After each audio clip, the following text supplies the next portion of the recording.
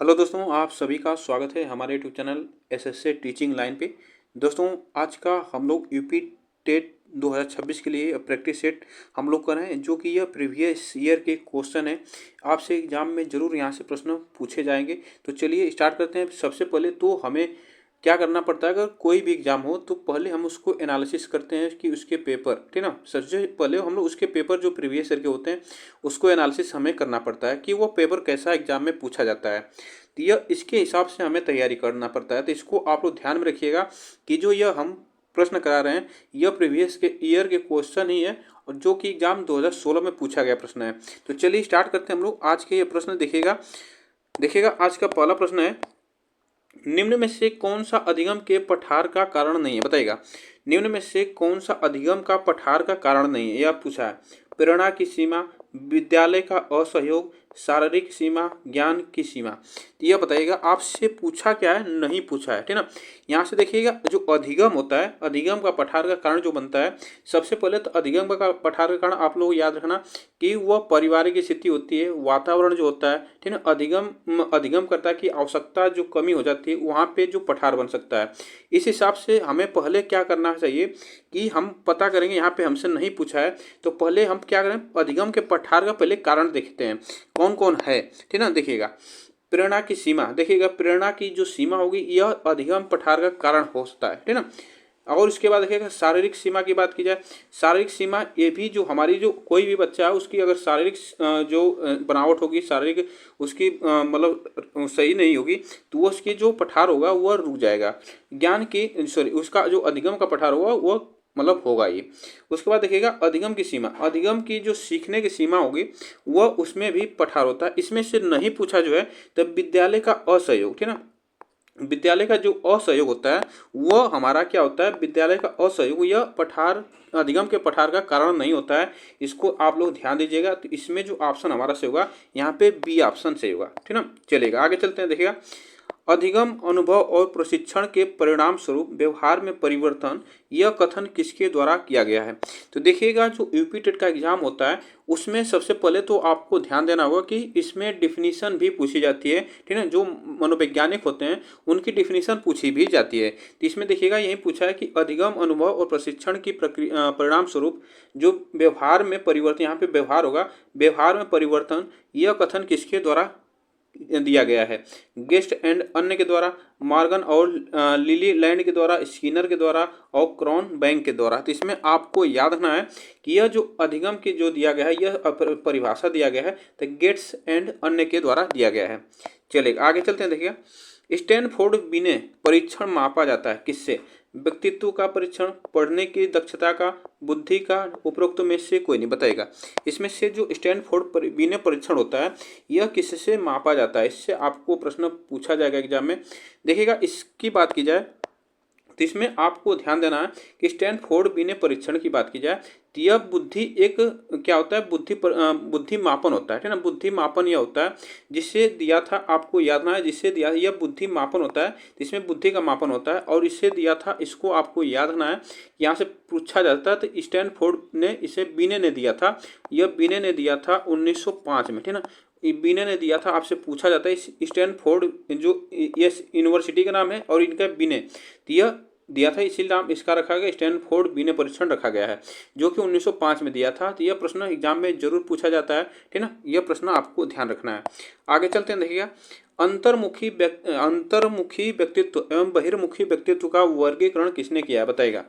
अंतर्मुखी व्यक्तित्व, यहाँ पे व्यक्तित्व की बात की गई है तो यह किसने किया है, फ्रायड ने, युंग ने, मन ने, आल्पोर्ट ने। तो देखिएगा अंतर्मुखी, बहिर्मुखी और एक होता है उभयमुखी, ठीक है ना। एक होता है उभयमुखी, ये भी आपको याद ना, उभयमुखी जो होता है ये भी होता है। तो यह इसको तीनों, यह जो अंतर्मुखी, बहिर्मुखी और उभयमुखी जो है, यह जो परीक्षण है वह व्यक्तित्व का, इसको ध्यान दीजिएगा, यह युंग ने दिया, ठीक ना। युंग ने दिया है। यह आपको याद ना कि इसे युंग ने 3 भागों में बांटा है। एक है हमारा अंतर्मुखी, बहिर्मुखी और उभयमुखी, यह 3 को व्यक्तियों के व्यक्तित्व का यह 3 भागों में बांटा गया है। तो इसको ध्यान दीजिएगा युंग के द्वारा। तो यह प्रश्न आपसे पूछा जाएगा। आगे चलते हैं। देखिएगा यहाँ पे बच्चों के सामाजिक विकास को प्रभावित करने वाले कारक हैं, तो बताइएगा इसमें से जो बच्चों के सामाजिक विकास होते हैं उसको प्रभावित करने वाला कारक क्या हो सकते हैं? आर्थिक तत्व होंगे, सामाजिक परिवेश तत्व होंगे, शारीरिक तत्व होंगे, वंशानुगत तत्व होंगे। तो इसमें से बताइएगा, सबसे इसमें से पूछा है कि इसमें प्रभावित करने वाले कारक क्या हो सकते हैं। देखिएगा, बहुत इसमें मोस्ट इम्पॉर्टेंट जो कि ये ऑप्शन बहुत क्लोज दिया है, ठीक ना, ऑप्शन बहुत क्लोज दिया है, तो इसको आपको ध्यान देना है, ठीक ना। देखिएगा, जो विकास होता है, सामाजिक विकास होता है, वह या ना समाज में उसके जो परिवेश होंगे, तत्व होंगे, उसके विकास को प्रभावित करने में इसकी बहुत बड़ी भूमिका होगी। तो इसको आप लोग ध्यान दीजिएगा ना। यह ऑप्शन यहाँ पे जो सही होगा हमारा बी ऑप्शन यहाँ पे से होगा। चलिएगा आगे चलते हैं। निम्न में से शारीरिक विकास का एक प्रमुख नियम है, बताइएगा। शारीरिक विकास का एक प्रमुख नियम है, क्या होता है? मानसिक विकास से भिन्नता का नियम, अनियमित विकास का नियम, द्रुतगामी विकास का नियम, कल्पना और संवेगात्मक विकास से संबंध का नियम। तो इसमें बताइएगा क्या होगा, इसमें ऑप्शन कौन सा सही होगा? शारीरिक विकास का नियम जो है आपसे पूछा है, इसमें प्रमुख नियम आपसे पूछा क्या होता है, बताइएगा इसमें से क्या हो सकता है। इसमें से आपको ध्यान देना है, ठीक ना। देखिएगा, कोई भी प्राणी होगा, ठीक ना, कोई भी प्राणी हो या मनुष्य हो, उसके शारीरिक विकास की जो गति होती है ना, वह धीमी और मतलब धीमी होती है और तेज भी होती है। तो इसको याद रखना, जो उसकी शारीरिक विकास की गति होती है वह धीमी भी होती है और तेज भी होती है। जैसे शैशवावस्था में जो बालक होते हैं, उसकी जो शैशवावस्था में बालक जो होते हैं, उनके शरीर की जो वृद्धि होती है ना, वह तीव्र होती है, तेज होती है। और जैसे बाल्यावस्था में जो फिर जाने के बाद वह बच्चों की जो धीमी शारीरिक विकास जो होता है वो धीमा हो जाता है। उसके बाद जब फिर किशोरावस्था में पहुंचते हैं, तो किशोरावस्था में पहुंचने के बाद भी जब क्या हो जाता है कि उसकी शरीर की विकास की गति जो होती है तेज हो जाती है। तो इसको आप लोग ध्यान रखिएगा, ठीक ना। यहाँ से जो प्रश्न पूछा गया है यह आपको याद रखना होगा। यहाँ पे जो हमारी क्या होते हैं, अनियमित विकास का नियम, इसे ठीक ना हम कहेंगे अनियमित विकास, मतलब विकास जो है धीमा भी होगा तेज भी होगा, धीमा भी होगा तेज भी होगा। तो यह हमें कहेंगे अनियमित विकास का नियम। चलिएगा आगे चलते हैं। देखिएगा, निम्न में से कौन सा विकास का सिद्धांत नहीं है, बताइएगा कौन सा विकास का सिद्धांत नहीं है? अनुकूलित प्रत्यागमन का सिद्धांत, निरंतर विकास का सिद्धांत, परस्पर संबंध का सिद्धांत, समान प्रतिमान का सिद्धांत। तो इसमें से आपसे पूछा है कि कौन सा इसमें जो विकास का सिद्धांत नहीं है, यह प्रश्न आपसे पूछा है। बताइएगा इसमें से कौन सा यह हमारा सिद्धांत नहीं है, यह प्रश्न आपसे पूछा है। बताइएगा इसमें से कौन सा ऑप्शन हमारा सही हो सकता है। तो इसमें याद रखना, इसमें जो हमारा अनुकूलित प्रत्यागमन का जो सिद्धांत है यह विकास का सिद्धांत नहीं है, ठीक है, विकास का सिद्धांत नहीं है। तो यह आपको इतनी बातें याद रखना, यह निरंतर अनुकूलित, इसमें देखिएगा निरंतर विकास का सिद्धांत, परस्पर संबंध का सिद्धांत और समान प्रतिमान का सिद्धांत, यह सभी हमारे क्या है, यह आपको इतनी बातें याद रखना, यह सभी हमारे विकास के सिद्धांत है, ठीक ना। इसमें से जो अनुकूलित प्रत्यागमन का सिद्धांत, इसमें हमारा यह अधिगम का सिद्धांत है, ठीक ना। यह किसका सिद्धांत है? तो यह अधिगम का सिद्धांत है, यह अधिगम का सिद्धांत है। तो इसको ध्यान दीजिएगा, इसमें जो ऑप्शन से होगा ये ऑप्शन सही होगा। चलेगा आगे चलते हैं। देखिएगा, विकास के परिणाम स्वरूप नवीन विशेषताएं और नवीन योग्यताएं प्रकट होती हैं, यह कथन किसने दिया है? बताइएगा, आपको बताना है विकास के परिणाम स्वरूप नवीन विशेषताएं और नवीन योग्यताएं जो प्रकट होती हैं गेसेल के द्वारा, यह कथन किसका है? बताइएगा, हर्लॉक का, मेरेडिथ का और डगलस और हॉलैंड का। तो यह आपको बताना है विकास के परिणाम नवीन स्वरूप नवीन जो विशेषताएं और नवीन योग्यताएं प्रकट होती हैं। यह देखिएगा, यह डिफिनीशन जो है यह आप याद रखना हर्लॉक का है, ठीक ना। हर्लॉक ने यह डिफिनीशन दिया है, तो यह प्रश्न आपसे पूछा जाएगा एग्जाम में जरूर, इसको आप लोग ध्यान दीजिएगा, ठीक ना। चलेगा आगे चलते हैं। नेक्स्ट देखते हैं, नेक्स्ट क्वेश्चन देखिएगा, मूल प्रवृत्ति को 14 प्रकार से किसने वर्गीकृत किया है? बताइएगा, मूल प्रवृत्ति को 14 प्रकार से किसने वर्गीकृत किया है, यह आपसे पूछा है। ड्रेवर ने, मैकडूगल ने, थॉर्नडाइक ने और वुडवर्थ ने। तो ये देखिएगा, मूल प्रवृत्ति जो है, यह जो मूल प्रवृत्ति होती है कि जन्म से लेकर यह मनोशारीरिक जो प्रवृत्तियां होती हैं, ठीक है, जन्म से लेकर ही पूरा जो मनोसामाजिक जो होती हैं, मनोशारीरिक जो प्रवृत्तियां होती है वो प्राणी में रहती हैं, ठीक ना। और इन्होंने जो मूल प्रवृत्ति बताई है, यह बताया है 14 प्रकार की मूल प्रवृत्ति बताया है किसने? यह देखिएगा मैकडूगल ने। यह जो कि एग्जाम में पूछा गया प्रश्न है, पिछली बार अभी पूछा गया था 2021 वाला, 2021-22 वाला में, ठीक ना। तो इसको आप लोग ध्यान दीजिएगा, यह मैकडूगल ने बताया है। चलिए आगे चलते हैं। नेक्स्ट क्वेश्चन देखिएगा, किसी दूसरी वस्तु की अपेक्षा एक वस्तु पर चेतना का केंद्रीकरण अवधान है, यह कथन है, बताइएगा यह कथन बताइएगा किसका है? किसी दूसरी वस्तु की अपेक्षा एक वस्तु पर चेतना का केंद्रीकरण अवधान है। डम्बिल का है, रॉस का है, मन का है और मैकडूगल का है। यह डिफिनीशन आपसे एग्जाम में पूछा जाएगा, तो देखिएगा ये पूछा गया डिफिनीशन, 1 2 3 क्वेश्चन आपसे डिफिनीशन जरूर पूछे जाएंगे। तो ये आपको इतनी बातें याद रखना, ये डम्बिल ने कहा है, ठीक ना। किसी दूसरी वस्तु की अपेक्षा एक वस्तु पर चेतना का केंद्रीकरण जो है अवधान, यह डम्बिल ने कहा है, तो इसको ध्यान दीजिएगा। आगे चलते हैं, नेक्स्ट देखिएगा। निम्न में से कौन सी सीखने के मुख्य नियमों में शामिल नहीं है? तत्परता का नियम, अभ्यास का नियम, बहु अनुक्रिया का नियम और प्रभाव का नियम। तो देखिएगा यह मुख्य नियमों की बात की है, मुख्य नियम। तो मुख्य नियम ने आपको याद ना कि सबसे पहले तो यह प्रश्न आपसे पूछा जाएगा, ठीक ना। यह प्रश्न पूछा जाएगा कि यह किसने दिया है, यह किसने दिया है मुख्य नियम। तो यह याद ना थॉर्नडाइक ने, थॉर्नडाइक ने यह नियम दिया है, तो इसको आप लोग ध्यान दीजिएगा, थॉर्नडाइक ने दिया है। इन्होंने जो सीखने के जो प्रक्रिया नियमों का प्रतिपादन किया, तो यह 2 प्रकार में किया है। एक मुख्य नियम है, इसको याद रखना, एक मुख्य नियम है, एक मुख्य नियम इसको याद रखना, और दूसरा हमारा गौड़ नियम, ठीक ना, दूसरा हमारा गौड़ नियम है, तो इसको याद रखना, दूसरा हमारा गौड़ नियम है, इसको ध्यान दीजिएगा। देखिएगा उसके बाद जो हमारा मुख्य नियम में जो आता है, मुख्य नियम में 3 नियम है, ठीक, और गौड़ नियम में आपको याद रखना है, गौड़ नियम में 4 नियम, ठीक ना, गौड़ नियम में 4 नियम। तो यह जो हमारा पहला देखिएगा तत्परता का नियम और अभ्यास का नियम और प्रभाव का नियम, इसको याद रखना, यह गौड़ मुख्य नियम के अंतर्गत आते हैं। और जो बहु अनुक्रिया का नियम है, यह आपको याद रखना, बहु अनुक्रिया का जो नियम है यह हमारा गौड़ नियम के अंतर्गत आता है। तो इसको भी देख लेते हैं कि देखिएगा, हम इसको देख लेते हैं गौड़ नियम जो है हमारा क्या क्या होता है। एक तो हमारा बहु अनुक्रिया का नियम है, एक होता है, दूसरा हमारा देखिएगा दूसरा क्या होता है, दूसरा मानसिक स्थिति का नियम, ठीक ना, दूसरा मानसिक स्थिति का नियम, इसको याद ना, एक मिनट, मानसिक स्थिति का नियम, स्थिति का नियम थोड़ा सा लिखने में दिक्कत है तो यहाँ बताइएगा। तीसरा आंशिक क्रिया का नियम आपसे पूछा जाएगा, तो आंशिक क्रिया का नियम, ठीक ना, इसमें से आंशिक क्रिया का नियम। और चौथा जो है हमारा, उसको आपसे पूछा जाएगा, तो वह है सादृश्य अनुक्रिया का नियम, ठीक ना, सादृश्य अनुक्रिया का नियम, ठीक ना, अनुक्रिया का नियम। यह आपको इतनी बातें याद रखना होगा, तो यह प्रश्न आपसे पूछा जाता है। इसमें से चारों में से देखिएगा, अगर पूछा जाता है ना, तो इसमें से मुख्य नियम में अगर पूछेगा तो इसमें से तीनों नियम देकर और उसमें से कोई एक नियम डाल देगा बीच में, तो यह प्रश्न आपसे पूछ लेगा। तो इतनी बातें आप याद रखना, तो यही हमारा जो सही होगा। यहाँ पे नहीं पूछा है तो सी ऑप्शन यहाँ पे सही है।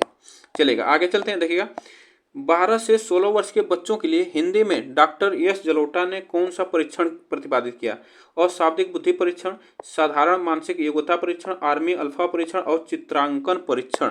इसमें से बताएगा कि 12 वर्ष से 16 वर्ष के बच्चों के लिए निम्न हिंदी में डॉक्टर एस जलोटा ने आपसे पूछा है। तो यह आपको याद रखना कि पंजाब यूनिवर्सिटी में यह डॉक्टर एस जलोटा यह प्रोफेसर रहे हैं, जो कि यह बुद्धि परीक्षण दिया है। यह परीक्षण, इसको याद रखना, यह परीक्षण जो प्रतिपादित किया है, यह सामूहिक बुद्धि परीक्षण का निर्माण किया था, सामूहिक बुद्धि परीक्षण का निर्माण किया था, और जिसका निर्माण 1963 में किया था। यह डेट भी आपको याद रखना है, यह सभी जो आपको डेट है ना, ये भी आपको याद रखना होगा, 1963 में किया था। यह प्रश्न आपसे पूछा है। इसे कहा जाता है साधारण मानसिक योग्यता परीक्षण, इसे कहा जाता है साधारण मानसिक योग्यता परीक्षण भी कहा जाता है। तो इसको ऑप्शन जो हमारा से होगा बी, ठीक ना। चलेगा, आगे चलते हैं। नेक्स्ट क्वेश्चन देखिएगा, बुद्धि के द्विकारक सिद्धांत का प्रतिपादन किसने किया है? बुद्धि के द्विकारक सिद्धांत का प्रतिपादन थॉर्नडाइक ने, स्पीयरमैन ने, बर्नन ने और स्टर्न ने। तो बुद्धि के द्विकारक सिद्धांत की बात की जाए, यह किसने दिया? देखिएगा, बुद्धि का जो द्विकारक सिद्धांत है, एक होता है सामान्य योग्यता, ठीक ना, सामान्य योग्यता का नियम, इससे याद रखना, सामान्य योग्यता का नियम, इसको याद रखना। सामान्य योग्यता का नियम जो है, इसे हम लोग जी फैक्टर के नाम से भी जानते हैं, जी फैक्टर के नाम से जानते हैं, इसको जी फैक्टर के नाम से जानते हैं। दूसरा जो होता है, दूसरा याद रखना, इसे विशिष्ट योग्यता कारक, ठीक ना, इसे कहा जाता है विशिष्ट, याद रखना, विशिष्ट योग्यता कारक, विशिष्ट योग्यता कारक कहा जाता है, जिसे हम लोग इसे एस फैक्टर के नाम से जानते हैं, एस फैक्टर, एक्स फैक्टर के नाम से जानते हैं। तो इसको आपको ध्यान रखना है। और यह किसने दिया है? यह स्पीयरमैन ने दिया है। यह बुद्धि के द्विकारक सिद्धांत प्रतिपादन जो किया है, यह अंग्रेजी मनोवैज्ञानिक थे स्पीयरमैन, जो कि यह दिया है 1904 में दिया है। तो इतनी बातें ध्यान दीजिएगा। आगे चलते हैं, नेक्स्ट क्वेश्चन देखिएगा, निम्न में से कौन सा युग्म सही नहीं है? कौन सा युग्म यहाँ से सही नहीं है बताइएगा।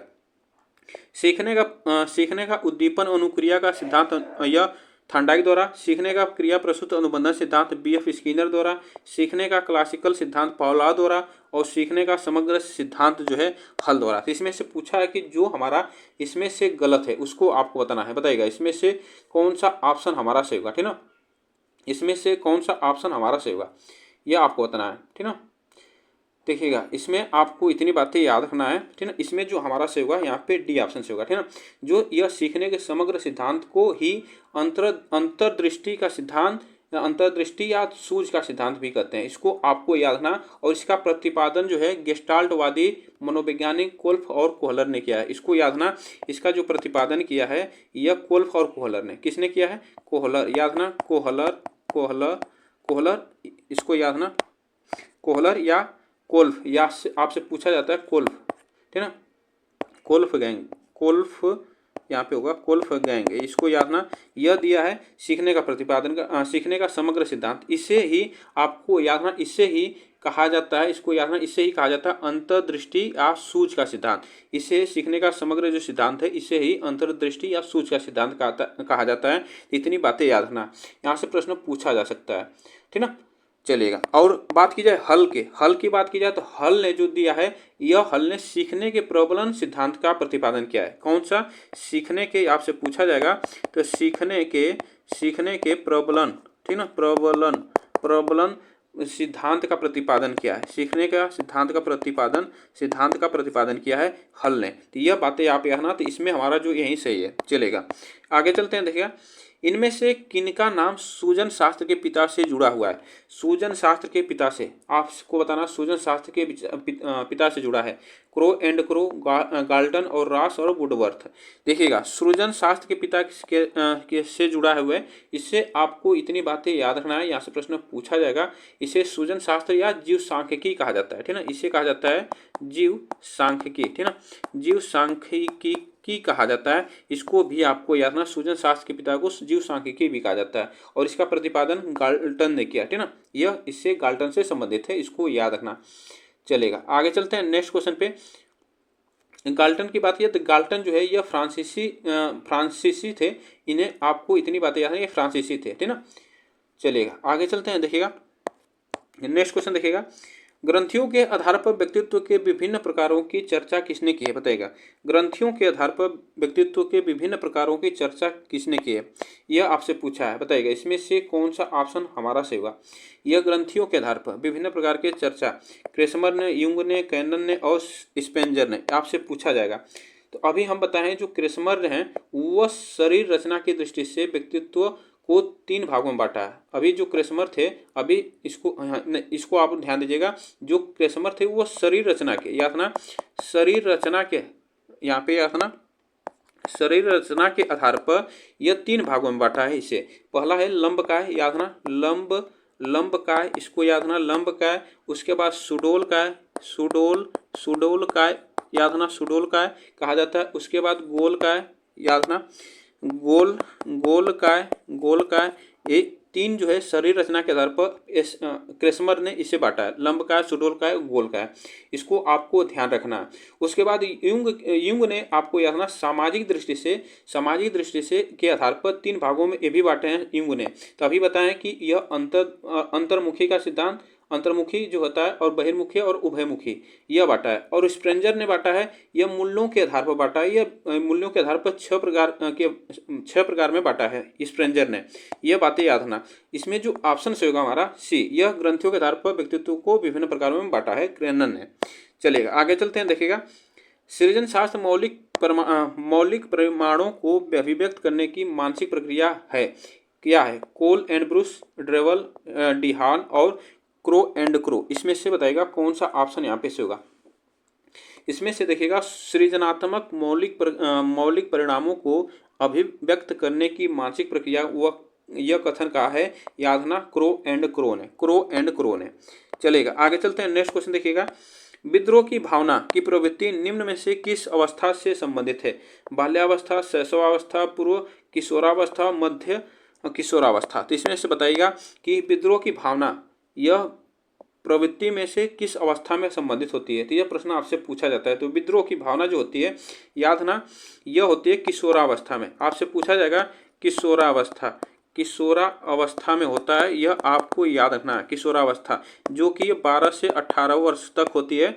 और इसमें जो हमारा किशोरावस्था दिया है दो भागों में, एक होता है पूर्व किशोरावस्था, एक होता है मध्य किशोरावस्था। तो इसमें हमारा जो होता है ये पूर्व किशोरावस्था में, जो कि इसकी आयु जो होती है 12 से 14 वर्ष, ठीक ना, 12 से 14 वर्ष होती है।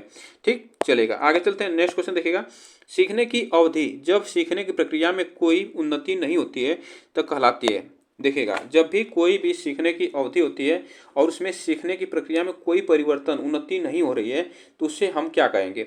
सीखने का वक्र कहेंगे, सीखने का पठार कहेंगे, स्मृति कहेंगे, अवधान कहेंगे। उसे क्या कहेंगे? तो उसे हम कहेंगे, क्या कहेंगे? उसे सीखने का पठार कहेंगे, ठीक ना, उसे हम लोग सीखने का पठार कहेंगे। तो इसको आप लोग ध्यान दीजिएगा। चलिएगा, आगे चलते हैं। देखिएगा, बुद्धि लब्धि निकालने का सूत्र, बुद्धि लब्धि निकालने का सूत्र आपसे पूछा है। तो देखिएगा, जो बुद्धि लब्धि निकालने का सूत्र होता है, यहाँ पे देखिएगा, मानसिक गुणे वास्तविक आयु, मानसिक वायु बटे में यहाँ पे वास्तविक आयु बटे में मानसिक आयु, मानसिक आयु बटे में वास्तविक आयु इंटू 100 और वास्तविक आयु प्लस मानसिक है। तो यहाँ से जो बुद्धि लब्धि निकालने का याद ना, मानसिक आयु यहाँ इस तरह लिखा जाता है, याद ना मानसिक, ठीक ना, मानसिक आयु बटे में वास्तविक, याद ना वास्तविक आयु, ठीक ना, इंटू 100 होता है। इसको ध्यान दीजिए, इंटू 100 होता है, ठीक ना, इसको आप लोग ध्यान दीजिएगा। तो यह आप इतनी बातें याद रखना। और इस नियम को स्टर्न एंड कोहलमान ने इसको याद रखना, स्टर्न एवं कोहलमान ने 1912 में दिया है, ठीक ना, 1912 में इसे प्रतिपादित किया है। तो इसको भी आपको याद रखना है। इसे क्या, बुद्धि लब्धि को आईक्यू भी कहा जाता है। तो यह इंग्लिश में आईक्यू कहा जाता है, इसको ध्यान दीजिएगा। चलिएगा, आगे चलते हैं। देखिएगा, सीखने में प्रयास एवं भूल के सिद्धांत का प्रतिपादन किसने किया? सीखने में प्रयास एवं भूल के सिद्धांत का प्रतिपादन किसने किया है? कोहलर ने, पावलोव ने और थॉर्नडाइक ने, गेस्टाल्टवाद ने। तो सीखने में प्रयास या भूल के सिद्धांत का प्रतिपादन किसने किया है, यह आपसे पूछा जाता है। बताइएगा, इसमें से कौन सा ऑप्शन हमारा से होगा? तो देखिएगा, यह दिया है थॉर्नडाइक ने, ठीक ना, यह थॉर्नडाइक ने दिया है। इसको आप लोग याद रखना। इसे उद्दीपन अनुक्रिया का सिद्धांत भी कहा जाता है, ठीक ना, इसे उद्दीपन, याद रखना, उद्दीपन अनुक्रिया का सिद्धांत भी कहा जाता है, ठीक ना, का सिद्धांत भी कहा जाता है। इसको आप लोग ध्यान दीजिएगा, यहाँ से प्रश्न पूछा जाता है। या इसे एक और नाम से जानते हैं इसको, या इसे संबंधवाद या बंधन सिद्धांत कहा जाता है। तो इसको ध्यान दीजिएगा आप लोग। चलिएगा, आगे चलते हैं। सामान्यतः संयुक्त कोशिका में गुणसूत्रों के जोड़ होते हैं। बताइएगा, जोड़े होते हैं, 22 होते हैं, 23 होते हैं, 24 होते हैं, और इसमें से उपरोक्त में से कोई नहीं। यहाँ पे सामान्य संयुक्त कोशिका में गुणसूत्र की संख्या पूछा है, ठीक ना। यहाँ से जो हमारे मानव कोशिका होती है उसमें गुणसूत्र जो कितने होते हैं, तो टोटल 46 होते हैं। लेकिन अगर यहाँ पे जोड़े में पूछा है तो कितने हो जाएंगे? 23, ठीक ना, यह 23 हो जाएंगे। इसको आप इतनी बातें याद रखना। और इसमें आपको याद रखना कि जो मेल और फीमेल जो होते हैं उनका 22वां जो गुणसूत्र होता है वह समजात होता है। वह याद रखना, समजात, ठीक ना, समजात होता है, मतलब दोनों में समान होता है, यह समजात के होते हैं। और वहीं 23वां जो हमारा जोड़ा होता है गुणसूत्र का, वह समान नहीं होता है, उसे विषमजात गुणसूत्र कहा जाता है। जिसमें आप इसको आप लोग ध्यान दीजिएगा। आगे चलते हैं। देखिए, कोहलर निम्न में से किससे संबंधित है? बताइए, कोहलर किससे संबंधित है? अभिप्रेरणा का सिद्धांत, विकास का सिद्धांत, व्यक्तित्व का सिद्धांत और अधिगम का सिद्धांत। तो कोहलर का निम्न में से किससे संबंधित है, यह प्रश्न आपसे पूछा जाएगा। तो यह याद रखना, यह अधिगम का सिद्धांत से संबंधित है, ठीक ना, अधिगम का सिद्धांत। यह जो कि गेस्टाल्ट वादी हैं और यह अधिगम के सिद्धांत से के नाम से जाने जाते हैं। तो इनको आपको याद रखना, जब आगे हम लोग पढ़ेंगे तो इससे आपको इतनी बातें याद रखना। और कोहलर ने आपको इतनी बातें और याद रखना है कि कोहलर ने यह अपना प्रयोग जो है सुल्तान नामक चिंपैंजी पे किया था, ठीक ना, सुल्तान नामक चिंपैंजी पे, ठीक ना, चिंपांजी पे किया था। इसको याद रखना, सुल्तान नामक चिंपांजी पे। आगे चलते हैं। देखिएगा, क्रिया प्रसूत अनुबंधन सिद्धांत का प्रतिपादन किसने किया? क्रिया प्रसूत अनुबंधन का सिद्धांत यह पूछा है किसने किया है? हॉल ने किया है, थॉर्नडाइक ने किया है, और हेगार्टी ने किया और स्किनर ने किया। बताइएगा, इसमें से किसने किया? यह प्रश्न आपसे पूछा जाएगा, तो यह आपको बताना है, ठीक ना। देखिएगा, यह जो है इसका आपको याद रखना है कि यह किया है स्किनर ने, ठीक ना। क्रिया प्रसूत अनुबंधन का सिद्धांत जो दिया है, यह सीखने का क्रिया अनुबंधन, यह इसे कहा जाता है सीखने का सीखने की क्रिया प्रसूत अनुबंधन का सिद्धांत कहा जाता है, जो कि स्किनर ने दिया है। और इन्होंने अपना प्रयोग किस पे किया था, तो उसको याद रखना चूहे और कबूतर पे, ठीक ना, चूहे और कबूतर पर, ठीक ना, चूहे और कबूतर पर यह प्रयोग किया गया था। तो इसको आप लोग ध्यान दीजिएगा। आगे चलते हैं, देखिएगा बुद्धि के तरल क्रिस्टलीय प्रतिमान के प्रतिपादक कौन थे, बताइएगा। बुद्धि के क्रिस्टलीय प्रतिपादक आपसे पूछा है। बुद्धि के तरल क्रिस्टलीय प्रतिमान के प्रतिपादक बताइएगा। कैटल थे, थांडाइक थे, वर्नन थे और स्किनर। तो इसमें आपको बताना है इसमें कौन सा ऑप्शन हमारा से होगा, इसमें से कौन सा ऑप्शन हमारा से होगा, ठीक ना, इसको आपको ध्यान देना है। देखिएगा, यह आपको याद रखना है कि यह दिया है बुद्धि के तरल क्रिस्टलीय प्रतिमान का प्रतिमान कैटल ने, ठीक ना, कैटल ने दिया है। इन्होंने, आपको इतनी बातें याद रखना होगा, यहाँ से प्रश्न पूछा जा सकता है कि यह जो है कैटल के अनुसार जो पूछा जाएगा कि बुद्धि के दो महत्वपूर्ण तत्व ये इन्होंने दिया है। एक है तरल बुद्धि का और दूसरा है ठोस बुद्धि का। एक है तरल, याद रखना, तरल बुद्धि का, ठीक ना, तरल बुद्धि, याद रखना, तरल बुद्धि, और दूसरा है ठोस बुद्धि, ठीक ना, यह दो दिया है। तो इसका महत्व आप इसको याद रखना, ये ऑप्शन सही है। चलिएगा आगे चलते हैं। शिक्षण हेतु मानसिक उद्वेलन प्रतिमान का प्रयोग निम्न में से किसके सुधार हेतु किया जाता है। समझ, अनुप्रयोग, सृजनात्मकता और समस्या समाधान।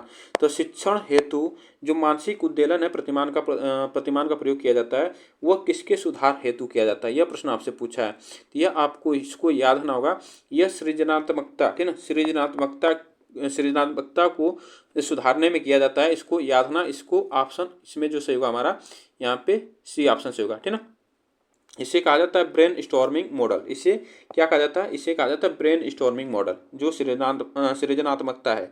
आगे चलते हैं, देखिएगा नेक्स्ट क्वेश्चन पे। गोलमैन निम्न में से किससे संबंधित है। गोलमैन जो है निम्न में से किससे संबंधित है। सामाजिक बुद्धि से, संवेगात्मक बुद्धि से, आध्यात्मिक बुद्धि से और सामान्य बुद्धि से। तो गोलमैन, इसको आपको बताना है कि यह किससे संबंधित है। देखिएगा, जो गोलमैन है, इन्होंने आपको इतनी बातें याद रखना है कि यह अपने स्वयं एवं दूसरे की भावनाओं और जो संवेग होते हैं समझने और जो व्यक्त करने की जो भावना थी, वह इन्होंने इस पे नियंत्रित करने की योग्यता दी है, ठीक ना, यह बातें याद रखना है। और यह इसे कहा जाता है संवेगात्मक बुद्धि का सिद्धांत। इसे संवेगात्मक बुद्धि का सिद्धांत दिया है। और यह इन्होंने एक जो गोलमैन है, इन्होंने संवेगात्मक जो बुद्धि है, इसी नाम से याद रखना, संवेगात्मक मग जो बुद्धि है, इसी नाम से एक पुस्तक भी है इनकी। तो यह एक पुस्तक, इसको आपको याद रखना, एक पुस्तक भी है। तो इतनी बातें याद रखना। तो इसमें जो ऑप्शन से होगा हमारा बी ऑप्शन से होगा, ठीक ना। चलिएगा आगे चलते हैं। निम्न में से कौन से भिन्न है बताइएगा। अधिगम के लिए अधिगम का सिद्धांत, समान अवयवों का सिद्धांत, ड्राइव रिडक्शन का सिद्धांत, सामान्यीकरण का सिद्धांत। तो यह प्रश्न आपसे पूछा जाएगा, तो इसको आप बताइएगा कौन सा ऑप्शन यहाँ पे से होगा, बताइएगा इसमें से क्या ऑप्शन से होगा, बताइएगा इसमें से क्या ऑप्शन हमारा से होगा, ठीक ना। इसमें से पूछा है हमारा जो शेष से भिन्न है, ठीक ना, इसमें से शेष से भिन्न है। तो इसमें आपको इतनी बातें याद रखना। इसमें जो ड्राइव रिडक्शन, यहाँ पे देखिएगा, अधिगम के लिए अधिगम का सिद्धांत, समान अवयवों का सिद्धांत, सामान्यीकरण का सिद्धांत और ड्राइव रिडक्शन की बात की जाए तो, ठीक ना, जो ड्राइव रिडक्शन का सिद्धांत ये अधिगम का सिद्धांत है, ठीक ना, इसे अधिगम का सिद्धांत है। और इसे क्लार्क एल हल ने दिया है, ठीक ना, इसे क्लार्क सी एल हल, इसे कहा जाता है सी एल हल ने दिया है। तो ये इसको आप लोग याद रखना, यहाँ से प्रश्न पूछा जाएगा, इसको आप लोग ध्यान दीजिएगा।